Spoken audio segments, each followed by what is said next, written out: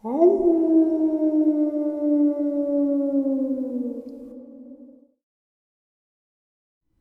greetings and salutations, everyone. I hope everyone is doing well today. And welcome back to tonight's second half. Before we get into it, a couple links. As you know, I rely on Patreon, PayPal, and my merch to help the channel to continue to grow and go. The links to Patreon and PayPal are in the description below, my merch displayed directly under the video. Also, Dogman, Frightening Encounters, Volume 1, 2, and 3, the audiobook versions. They were written and researched by Tom Lyons, narrated and produced by me, Jeffrey Nadolny. Those audiobooks are available on Audible, Amazon, and iTunes, and the links to which are also in the description as well. And finally, last but definitely not least, if you'd really like to help support this channel to continue to grow and go, simply subscribe, click the like button, and please leave a comment. It really does help, and it does matter. And now, everyone, I have taken far too much of your time. Let's get on with tonight's second half, shall we?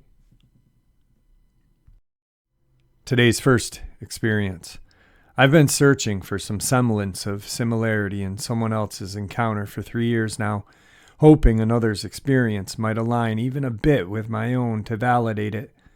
Until last night, I had found details aligning with my own encounter, but nothing I felt was concrete enough to make my experience not sound absolutely insane. It still does sound insane, I know, and I've had no way to further explain any of it, so all I have is what I've witnessed. I found an encounter 18 days ago that sounds eerily similar to my own, the key difference being the familiarity of the voices mimicked, leading me to wonder if this thing had been watching us for a while. To get both of our voices down, it would have had to have heard us at the most recent 10 hours earlier before we had left for work. All right, to preface this, I typed all of this as a DM to send to someone after reading this other guy's story. So the syntax is going to be awful. Sorry, it's going to read like a trashy DM, but I honestly get terrified of this thing when I spend too much time talking about it. So I'd rather not type it all again. I've been wanting to write this since it happened in 2019. I legit get really uncomfortable the moment I start. I'm sure the thing isn't actually watching or whatever, but I don't know. I just hate retelling it. Honestly, I think it's important to share, though, because finding someone else's experience led me to finding several others that seemed to align with whatever I saw, and it was honestly so cathartic. I figured maybe someone else might be in the same boat and need some sort of validation that they are not insane. So I was living down in West Texas in this national park where the restaurant I was working at the time rested at the top of a 15-minute hike up a mountain trail from the housing they had us in. I closed up the restaurant after everyone had left for the night, so I was always an hour or two later coming down the hill than anyone else. Usually pretty empty, really quiet, uncommon to encounter anyone else, as the only thing at the top of the mountain is a closed restaurant, gift shop, store, and some other trailheads. There isn't much reason for anyone else to be on the trail at that hour. And this one night, I'm coming down, no moon, it's pitch black, empty trail, characteristically quiet. I rounded this last bend to get to my house, and right before I got off the trail to take a shortcut through the thicket of cactus and brush, there were maybe 15 to 20 trees. Even though it's desert, the top of the mountain has a high Sierra microclimate. When I hear my best friend / roommate call out my name clear as day in the other direction. He said my name, and when I turned, said it again. In retrospect, it sounded funny. It was close, 15 yards maybe, but it sounded far off at the same time, like if someone recorded his voice from far away and played it very nearby. It just sounded off, but not enough to flip a switch immediately, and maybe I'm painting the memory of it differently than it actually sounded. So I'm facing my house maybe 50 yards away, and the voice comes from directly to my left on this foothill of the mountain we had hiked around on sometimes. It has much more tree coverage than the trail I was on, and considerably more than the thicket separating me from the clearing surrounding my house. If you walked 5 feet in the direction the voice came from, you'd completely disappear from the view of anyone on that trail or on the back porch of the house immediately. So, hearing my friend's voice calling me over, I was like, oh, cool, we're night hiking. And I turned to follow it, but right before I take my first step into the tree line, I hear his actual voice down on our porch saying, "Hey, who are you talking to?" which stops me. I turned back to face the house, confused, just in time to see this thing burst out of the thicket. I was just about to shortcut through to begin with before hearing the voice and turned away. And from the exact spot I had walked down every single night, this thing bolts. It was humanoid technically, but the thing was tall and way too skinny for a human, at least 8 feet and slim. It looked inhumanely slender. It was hunched over, running like it just burst off the track mark, but kept that same form the whole time. Never got all the way upright. Okay, so as for the color, this is what's messed with me because, for one, I'm colorblind. And it was like a greenish/yellow thing, and I get greens and yellows mixed up a lot. This hue of green and yellow, at least, and for two, it looked like it was giving off its own glow, which has always sounded so absolutely ludicrous. I never tell anyone that I don't absolutely trust them to give me the benefit of the doubt before thinking that I am completely BSing. Because if I had heard this, I would honestly think someone, at the very least, might be BSing a little bit. Our back porch light was on, though, and the thing lined up with where it would have had to have been shining. So, if this thing was translucent, it definitely could have taken on that sheen by reflecting the porch light. The colors do kind of line up, I guess. If you'd reflected the light, it may have looked like this thing's color, but it certainly wasn't identical. Honestly, though, I swear it had its own shine to it. Like looking at a glow stick that's dying. More than enough to see, but kind of faint regardless. It was a light that definitely wasn't there a second before when I had gotten to the shortcut. It would have stuck out for at least 50 yards of the walk at least.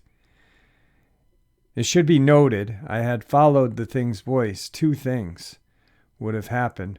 1, I would have completely disappeared from view of anyone, and 2, I would have turned my back on whatever that thing was and entered into the thicket of trees, weeds, and cactus, far too dense for me to turn around, run, fight back, anything. And that trail I would have gone toward leads directly to the edge of a cliff that drops down into a massive break in the mountains. The window in Big Bend National Park. That cleanly drops all of 6,000 feet to a wide open desert below. That could be the purpose of that direction. If I was going to do some nefarious crap, it would be the perfect place to both find someone and lead them quickly to a spot where no one else would come up to you. Legit, in the middle of day, you could probably make someone disappear over there if you wanted. Anyway, how this thing was running, it immediately felt like I had spooked it. Like how a deer runs off from a noise, but this was different, in that it seemed a lot more determined. It seemed intelligent, aware of its own movement, not just acting out on instinct. Kind of like spooked a person if they'd been watching you from the bushes or something. Like spooked, but sentient, and definitely acting like I had just foiled some nefarious plan, so naturally, I also bolted, exposing my back to this thing, but taking the opposite, slightly longer way back to my porch. My buddy, God bless his soul, was still there when I made it, and he asks me again, "Who are you with?" His face is just confused. He keeps looking past me, and I'm like, "You heard it too, right?" He said, Yeah. Where are they?" And I was like, What? There were multiple? Apparently, from his perspective, he had heard multiple voices alongside my own, all carrying on and joking around, talking back and forth pretty loudly. He said there were at least 3 other voices talking to mine, but that it sounded like a whole crowd coming down the trail. He said he could clearly hear us getting closer and closer for the past few minutes, and just assumed I had run into a hiking group and talked with them as we were heading down. Not the most uncommon thing in the daytime, but pretty uncommon for the hour of night. It took me a minute to show him that I wasn't messing with him and had not just split off from a group of hikers. I was completely alone and had not vocalized a word until he called up, "Who are you with?" It took a second to even express my side of what was going on. I was so out of whack, I couldn't even find the words to explain, so I just kept shouting, "I swear to God, I just heard your voice, and then this thing, dude, this thing," or something similar. Eventually, it registers that there were no other lights on the trail.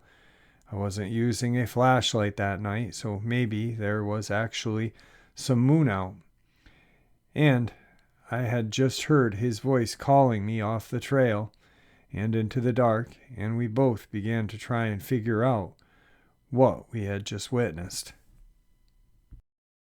This part might be a little crazy, but I'm not implying anything. I'm just saying this is what I had been doing on the walk down before it happened. So obviously, walking home solo, I hadn't actually said a word. Whoever he heard was certainly not me, and I certainly didn't come with the crowd. But I had been praying like crazy on the hike down. There had just been this super dark negative energy in the house lately, and I was just trying to kind of surround myself with light and positivity, asking God to give me the strength before I walked back in. And out of nowhere, midway through the trail, I got this like absolutely overwhelming joy, like an absolute ecstasy. I was screaming inside, happy as bones, and just felt like I could take on the whole world. Like, no matter what came, I could take it. Maybe I am implying something because call me crazy, but I've always felt like that had something to do with how the night turned out, as opposed to how it maybe would have. I don't know. I know that part really doesn't make any sense, and it sounds insane. But so does the rest of it. So whatever, I certainly don't think it was a coincidence. I'm just not sure what to make of it. Every detail means every detail. That's just what was going on with your boy as the walk was happening. It would have been a noteworthy and memorable night had the thing not done any of this. It was that powerful of an energy. Anyway, that's pretty much it. The only other thing is our memories of it. Out of nowhere, I just sort of stopped thinking of it. Not like I forgot, but like it was hidden behind a thick fog in my head. The next morning, I told the story to a friend, and she uncharacteristically shut me down and just said something like, "Y'all are just crazy and getting scared of these mountains," and just walked away. It really was not like her to dismiss someone, especially a friend, without even hearing them out. She was a real empathetic person. It was legit, like she just heard something that triggered a memory she refused to touch and shut it down before it got too close. I don't know. I could be reading into it, but that's happened a couple of times. Anyway, we've been living on the mountain off and on for a few years at that point, and had never once heard or seen anything remotely similar to this thing until that night. We'd never even heard of a story vaguely resembling it. It just wasn't like we got spooked by our own house or trail we took twice a day, every day. And it wasn't like we were seeing and hearing things based on stories we projected into the darkness. But the weirdest thing happened the moment she walked away. It was legit like a fog slowly poured over the memory, and the last time I remember thinking of it was that moment, and then it just disappeared for months. How in the world does something that massive, that frightening happen in your life and you just stop thinking about it? And then one day it just popped back up. I was honestly so surprised and so unsure of how I hadn't thought of it in so long. It was almost more baffling than anything we actually witnessed. I asked my friend just before I sent this if he had felt the same fog, and he said absolutely. He doesn't really like talking about that night, honestly, and he's told me that, but I can't help but bring it up as often as possible, hoping by talking it through we'd find some sort of explanation for any of it what happened. Even as I'm typing this message, though, I felt like I'd asked him a million times already and just forgot his answer. Maybe I have. That isn't a super uncommon thing to do, I guess. Anyway, that's pretty much everything. I really don't know what to make of this all. All I have are the details of that night in my memory of doing something bizarre afterward. I have never known what to make of it, but the other guy's encounter that I read a few weeks ago honestly helped me after 3 years of grappling with this experience. Just seeing something that might be similar seems like I've learned as much about it as I honestly felt comfortable knowing. I just figured maybe somebody else might be in the same boat and maybe needs some sort of validation. Just validation, I guess, anyway. Thanks, and I'm sorry if I wasted your time. Here's something interesting. The more that I start looking into these kind of crawler or look behinds or pull offs accounts, the more I find that they're not happening around national parks. But I found a couple that have. And I really am starting to think that maybe these things are living underground and pulling people underground into their cave home, like Chud, except in not living in a sewer and doing whatever, eating on the human being. Who knows? I don't know. I'm imagining that they use us as a source of food. Here's something that I was thinking about the other day.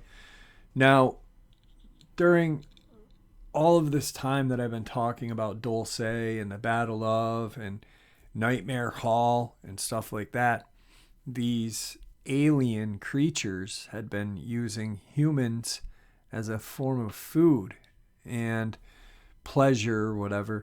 But what if these crawlers or whatever are some sort of alien life form that during the battle of Dulce or during whatever, they just kind of pulled out and away from that area and just fled throughout the country. And because these things do resemble like the gray alien a little bit, but they also don't. And they've got some really strange features, otherworldly features. So maybe they're just some kind of alien life form that escaped Dulce during the battle and didn't want to go back home or whatever. Maybe they're just here until whatever. I don't know. But it's a pretty neat theory if you think about it. So anyway, with that, my friends, I hope you enjoyed today's second half. I hope you guys enjoyed all the videos I put up today. I put up 3 pretty killer videos, and I'm pretty happy with them, and I hope you guys are too, because there's a lot of good information today. So, and it's all coming from you guys. You know, you guys are the inspiration and pushing me further and further each day. So thank you. May the Great Spirit watch over us all, and may He guide us down that path that we call life.